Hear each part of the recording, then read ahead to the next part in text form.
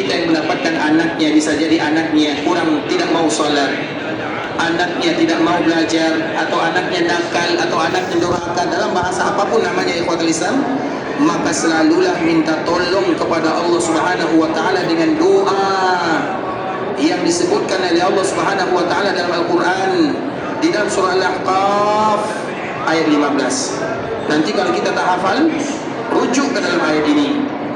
Apa kata Allah Subhanahu wa taala? Di antara salah satu kalimat terutama dikala kita berada di tanah haram Makkah Madinah, kita selalu mengatakan tujuan dan keberadaan kita datang ke sini adalah untuk berdoa kepada Allah Subhanahu wa taala.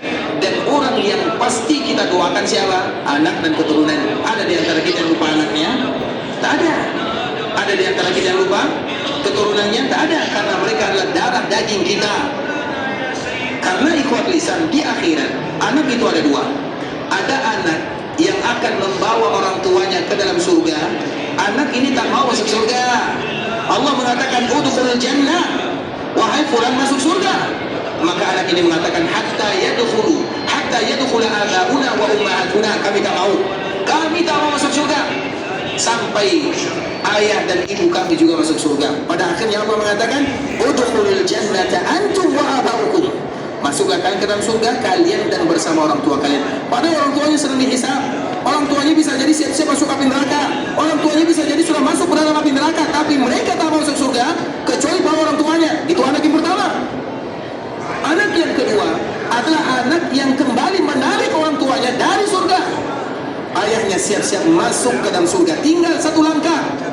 Kemudian sang anak datang mengatakan, ya Allah, kami tidak seperti ini kecuali karena ayah kami.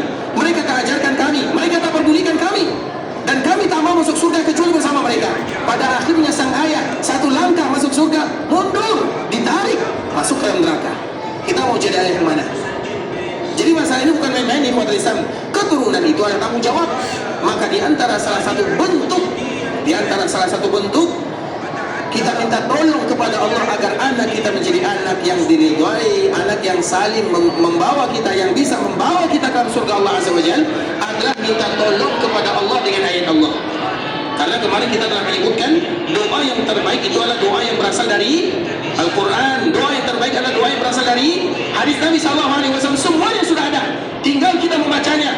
Salah satunya surah Al-Ahqaf ayat 15. Rabbi auzi'ni an ashkura ni'mataka allati an'amta alayya wa ala walidayya wa an a'mala salihan tardah wa aslih li fi dzurriyyati inni tubtu ilaika wa inni minal muslimin. Hafalkan ayat ini, ulang berkali-kali, terutama di bawah kita nanti melaksanakan ibadah umrah, angkat tangan kalimat, baca kalimat ini agar Allah memperbaiki anak dan keturunan kita. Kalau anak kita baik, alhamdulillah, kita meminta kepada Allah, ya Allah jadikan dia istiqamah dalam agama. Kalau sekiranya dia kurang baik, ya Allah perbaiki dia. Karena kita ini tak sanggup untuk memperbaiki anak, tak ada yang bisa. Kewajiban kita sebagai orang tua hanya menjaga adab, mengajarkan adab, tapi memperbaiki salah itu kalau bahasa kitanya saleh, itu bukan kewajiban orang tua, itu taufik dari Allah Subhanahu wa taala. Karena takdir menjaga, mengajarkan adab itu kewajiban, tapi kalau salah itu tanggung jawab atau taufik dari Allah Subhanahu wa taala. Kalau kita tahu itu taufik dari Allah, maka minta kepada Allah Azza wa Jalla. Dan tidak ada permintaan yang terbaik kecuali permintaan yang Allah ajarkan kepada kita untuk meminta. Salah satunya kalimat ini, Rabbi auzi'ni an ashkura ni'mataka allati an'amta alayya. Ya Allah, bantu aku untuk bersyukur terhadap semua nikmat yang kau berikan kepadaku. Wa ala walidayya, bantu kami untuk bersyukur terhadap nikmat yang kau berikan kepada orang tua kami. Wa an a'mala salihah, bantu aku untuk melakukan amalan-amalan yang saleh. Kemudian wa aslih li, dan perbaiki untukku anak dan keturunanku.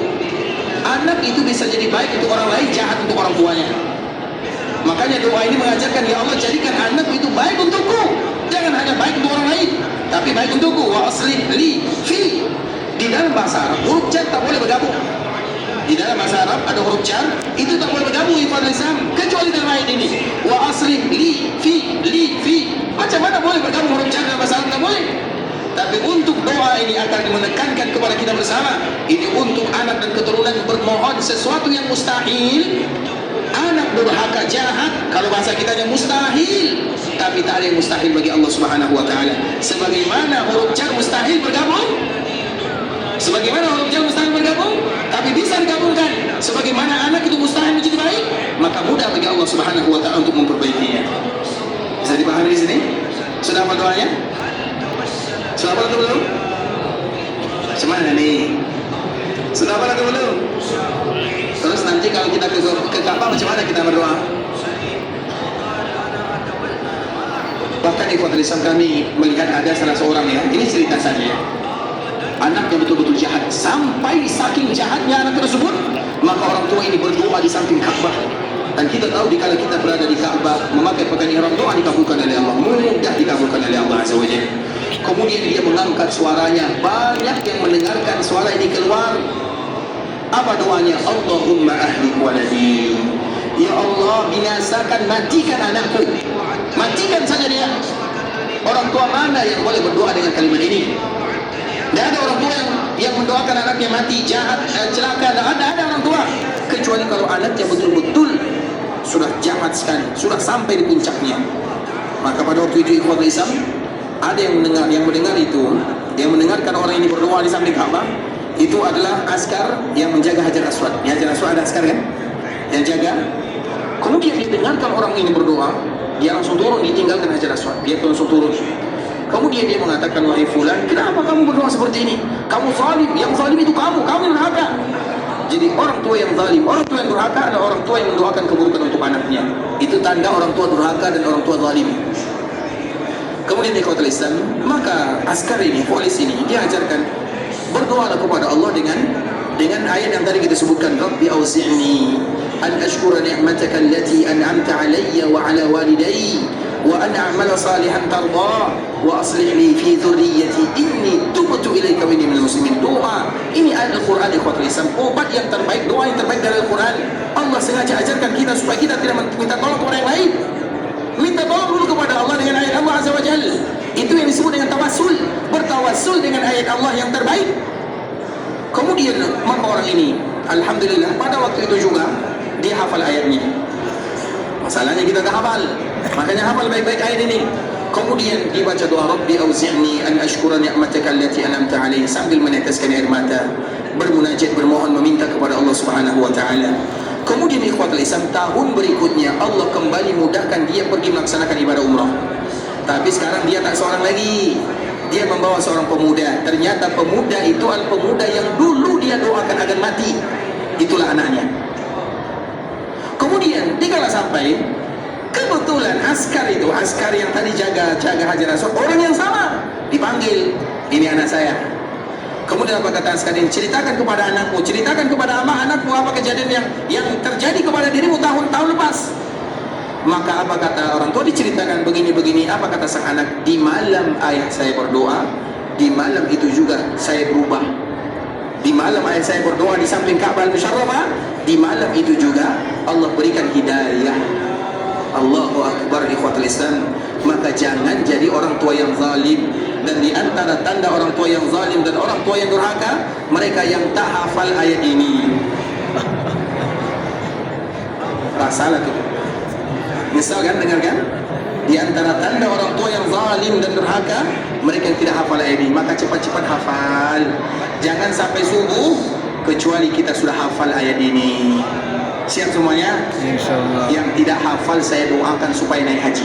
Amin. Allahu Akbar. Ikhwatul Islam, Rabbi auzi'ni an ashkura ni'mataka allati an'amta alayya wa ala walidayya wa an a'mala salihan wa aslih li wa an a'mala salihan tardah wa aslih li fi dhurriyyati inni tubtu ilaika wa inni minal muslimin. Cari lepas Isya, jangan balik dulu, duduk di Masjid Nabawi, cari surah Al-Ahqaf ayat 15, baca ayat ini supaya Allah memberikan kepada kita keturunan yang diridhai oleh Allah Subhanahu wa taala, dan semoga Allah menjadikan anak dan keturunan kita adalah anak yang diridhai oleh Allah Subhanahu wa taala.